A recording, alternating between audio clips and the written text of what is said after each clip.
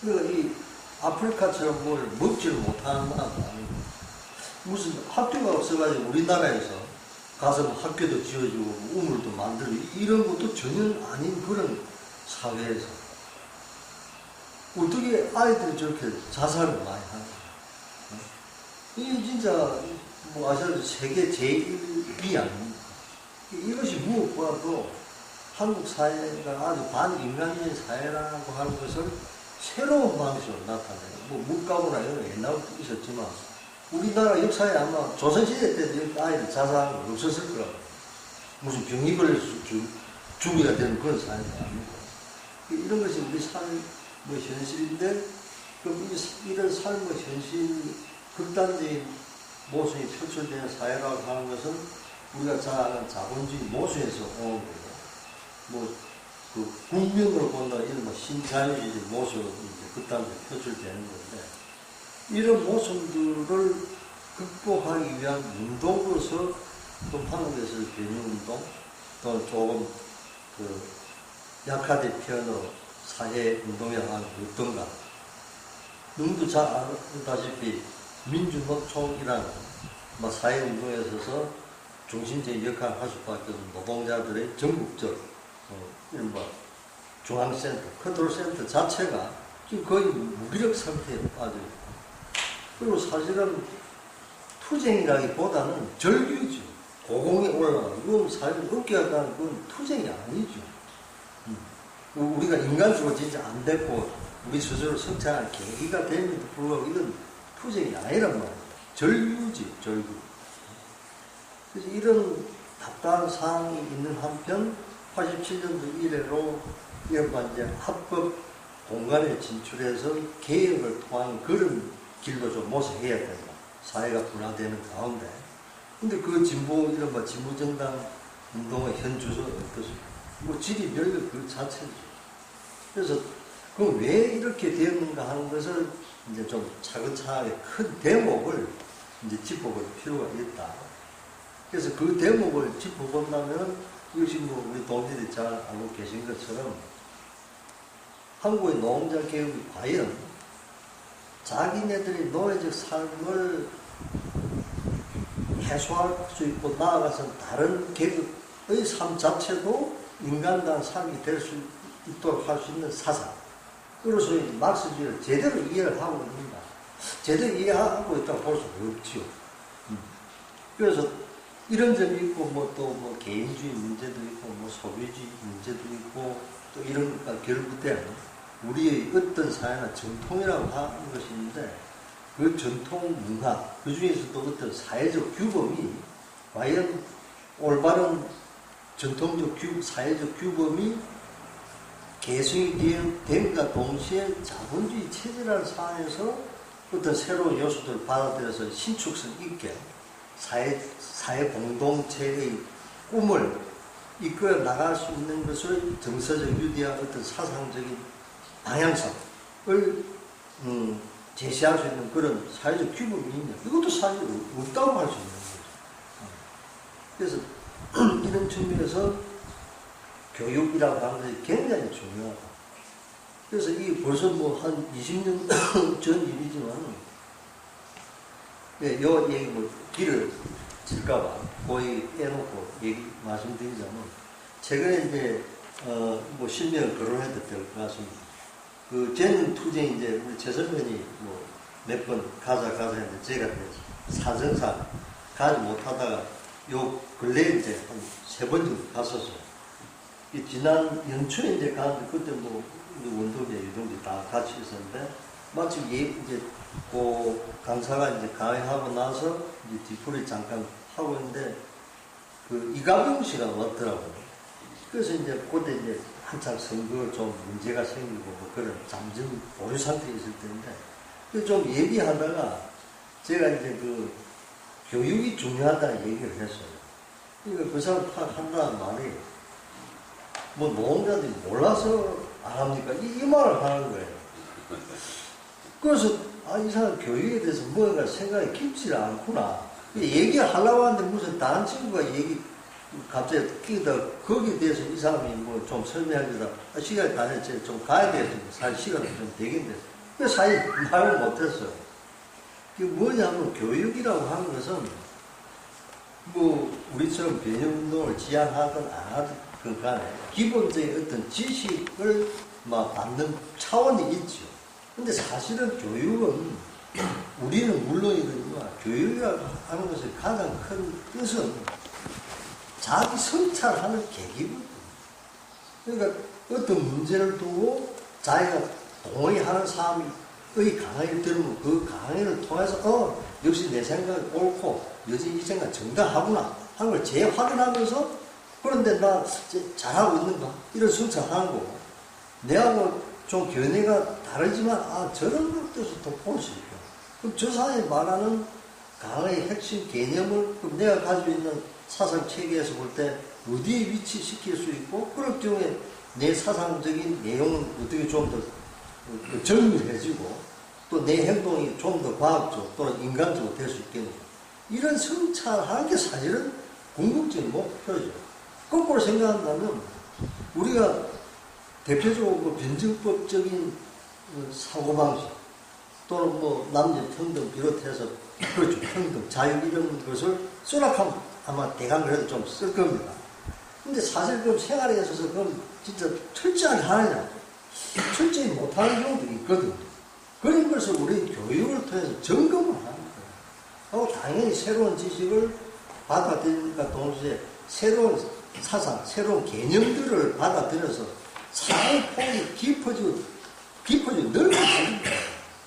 그러니까 우리가 정의감이라고 하는 것을 우리 동지분들 생각해보면 알겠지만 청소년 때 가졌을 때 정의감의 뜻하고 거기에 대한 내가 이 동일시, 아이덴티파이 하는 거하고 지금 전혀 다르죠. 그리고 그 과정에서도 변화해왔단 말이에요. 그 정의가 왜 안 되는지부터 시작해가지고 정의라고 하는 개념이 가진 뜻이 청소년 가졌을 때 상대적으로 좀 정서적이고 추상적이었다면 우리는 너무도 일상적으로 구체적이고 절박한 걸 다가온다는 거예요.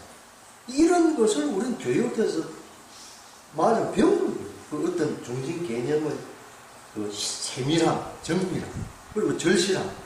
이런 것을 생각한다면 이가병이가 그런 말 하는 건 잘 모른다는 뜻이 돼요.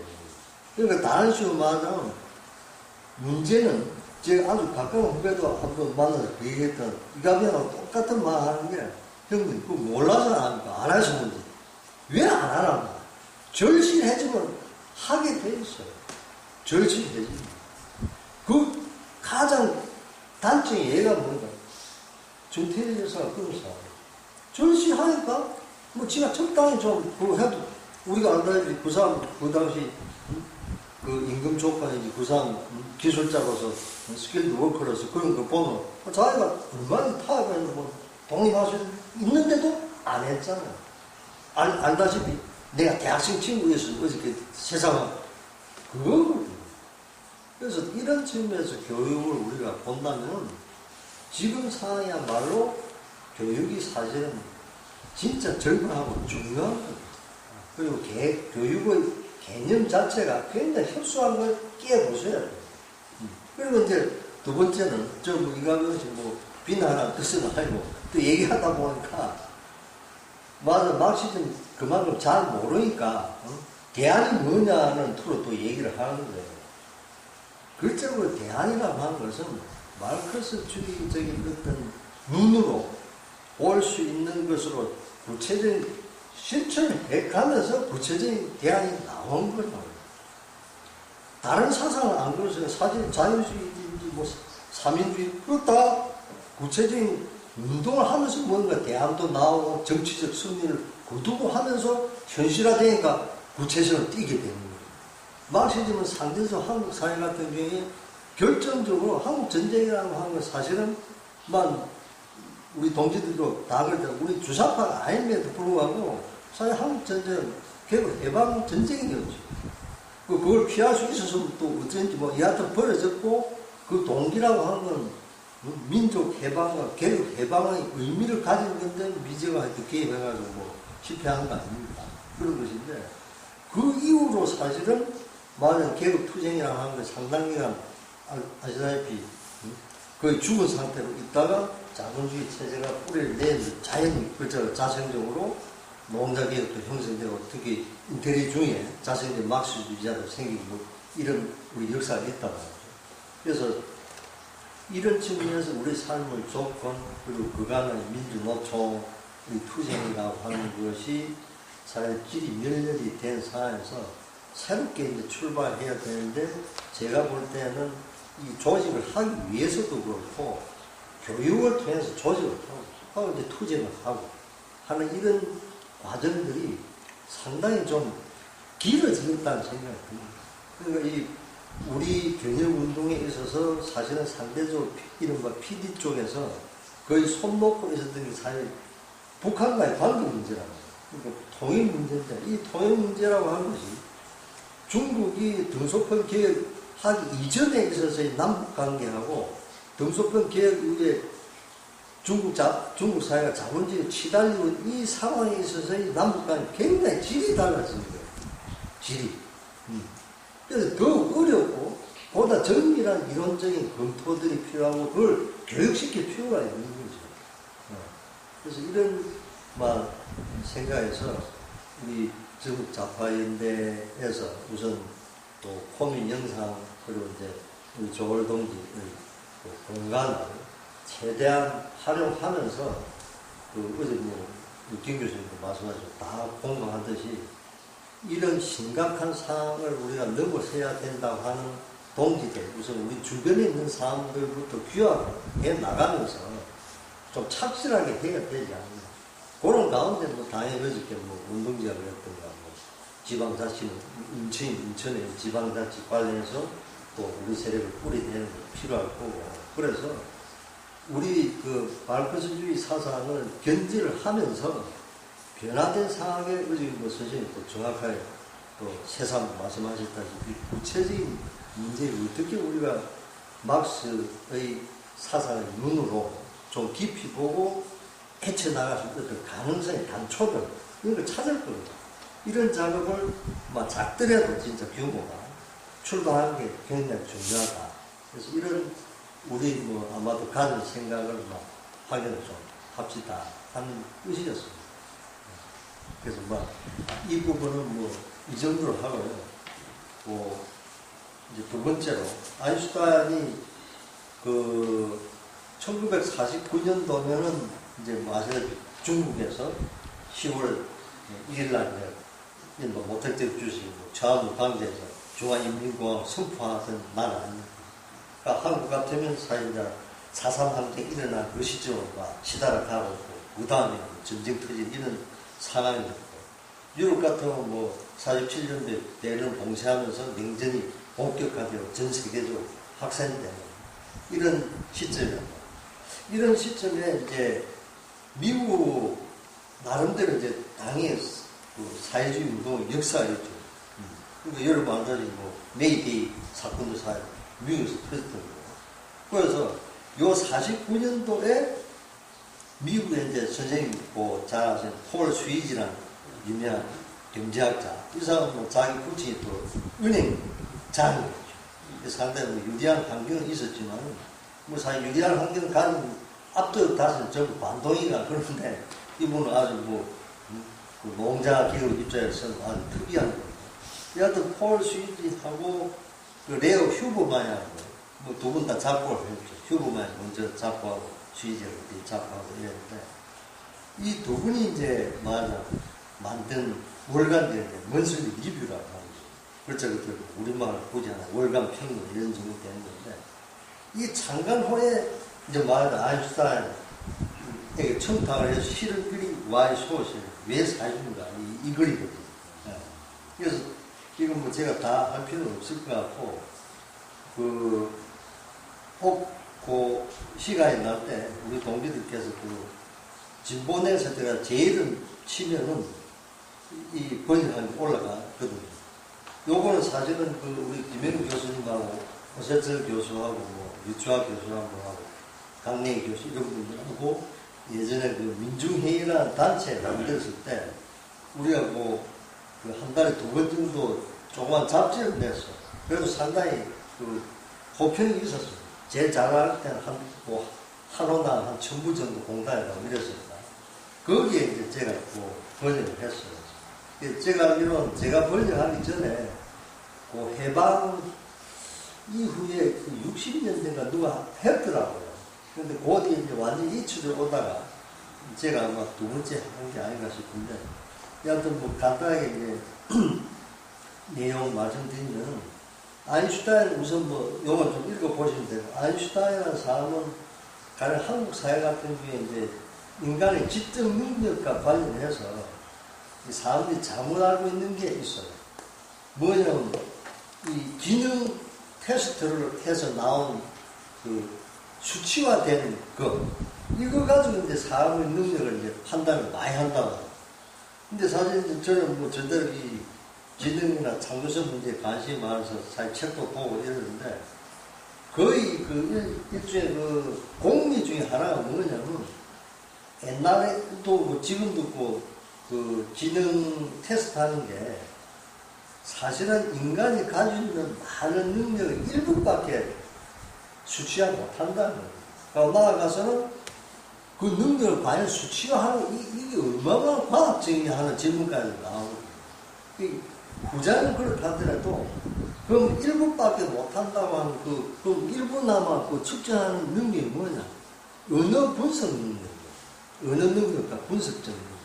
근데 사실은 사람의 능력을 하는 것이 이 언어 기능이라고 하는 것이 사회 수학적 능력이나 공간 지각 능력하고도 연결되고, 또는 이런 논리적인 능력 자체가 빛을 받아내는 직관적 능력이 사실 굉장히 중요한, 이건 수치화 못하거든요. 나아가서 이제 이 피아노를 비롯해서 예술하는 그런 능력들, 그리고 이제 스포츠와 관련된 그런 능력들, 이런 능력들을 사실 얘기하는 사람이 미국에 있어요. 제가 멀티플 인텔리전스 해가지고 우리나라에서 소개되고 저도 쓴 게 있어요. 진문에서 올라가 있습니다. 3번인가 나눠가 쓴 게 있는데, 하버드 가든이라는 미국 하버드 심리학자인데, 이 사람은 마르시스트가 그런 사람이에요. 중도적인 그런 사람인데, 그쪽에서 세계적인 사람이에요.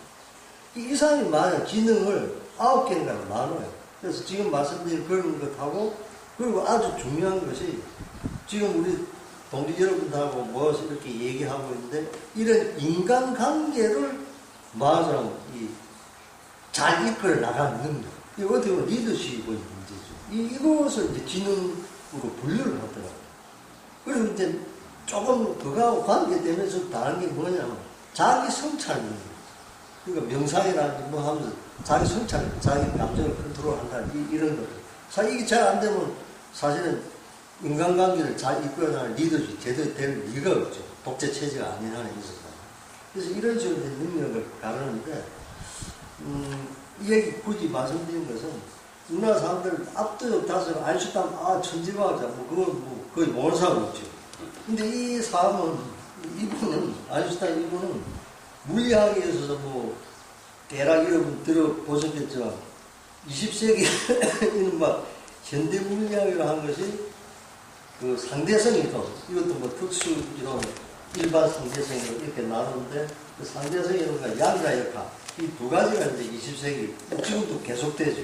우주론과도 연결되고, 아까 원동자, 어저께 얘기하기도 한 것처럼, 유전학에서도 사실 양자 역학 끌어다가 설명하고 이런 게 지금 진행되고 있더라고요. 컴퓨터, 양자 컴퓨터 지금 굉장히 관심 많이 쏟고 있거든요. 그래서 이런 2대 과학적 원리 발명과 관련해서 알다시피 아인슈타인 사실 양자 역학의 기본도 사실 이 사람이 비한 바가 있거든요. 그러니까 그것만 보더라도 이분은 대단한 분인데, 그러니까 이 와이쇼셜리즘이라고 하는 것을 드러난 것처럼 정치 사회적인 문제에 대해서 이분이 굉장히 관심이 깊었어요. 그래서 두 가지만 말씀드리면, 굉장히 많아요. 이제 거기에 관한 글도 이제 좀 한번 올라갈 건데, 예전에 좀 쓴 건데, 2개인가 아직 있어요. 있는데 번역본 나오지 않았나요? 외사주의인가요? 아인슈타인의 외사주의에 번역본 나오지 않았나요? 그 뒤에 나왔죠. 내가 예전에 무렵에 예전에 하나 나온 게 웃긴 게 있었어. 그런 여건으로 본 것 같아서. 그래서 하여튼 그런 것인데, 예를 들어 이제 아인슈타인도 33년도에 뭐 자기 경찰이 쳐들어올까, 나치 애들 와가지고. 이제 또 살인, 이런 암살, 이런 위험, 그가 결국 망명 신청을 해요. 근데 그 망명 신청을 과정을 보면은 미국 애들이 예를 먹습니다. 그러니까 그때만 해도 벌써 아인슈타인 사회 정치적 입장을 얘들이 당연히 알기 때문에 저 인간 안 들어왔으면 하는 거예요. 그래가지고 그 비자 발급받는 제 기억에 한 달인가 안 내줘요. 막 항해하고 이런다, 아인슈타인. 한 달 뒤인가 이제 나아가 이제 정찰 그 과정이 나오거든요. 이제 이런 분인데, 그래가지고 그래도 하여튼 뭐 학교에서는 뭐 아인슈타인이 뭐 우리 식으로 막스 선생 같은 분이니까 프리스턴 어드밴스드 그 인스튜트가 고등연구소라고 우리나라에서 보냐. 거기 이제 들어가서 자리를 잡는데, 이 양반이 거기 있으면서 한 일이 당연히 뭐그 연구뿐만 아니라 유태인들 중에 망명하려고 하는 사람, 이 사람도 다 주선을 해줬어. 미국에 자리 잡을 수 있게. 그리고 나아가서는 그 미국의 그 당시 그 30년대 유명한 흑인 가수 중에 아마 선생님 아실 거예요. 마리안 앤더슨이라고 있어요. 여자. 유명한 여자 흑인 가수인데, 이 양반이 한번 휴스턴에서 이제 공연을 하려고 했는데, 백인들이, 니까 이게 무슨, 안 된다, 이래도 되는 거예요. 근데 아인슈타인이 마다 애가지고, 거기서 공연을 했어요. 네. 그래서 이 사회주의자들, 뭐 교사 같은 경우에, 사회주의 사람, 우리나라 뭐 아들 종교적 교사가 뭐 주사파도 있고 사회주의도 있잖아요. 이거 하다가 그런 거 많지 않아요. 이런 사건도 발생하는 거예요. 그 아인슈타인이 편지를 보내는 거예요. 이게 어떻게 해서 그것도 도와줘서 법정에 가서 변론도 써주고 이럴 거예요. 그래서 이제 그런 분인데, 그런 역사를 30년대 했으니까 당연히 이제 수익이 가서 그거 모르겠어. 그러니까 이제 이런 감히 장난치지 마세요. 기관을 해주시면서 이걸 쓰게 된 거예요.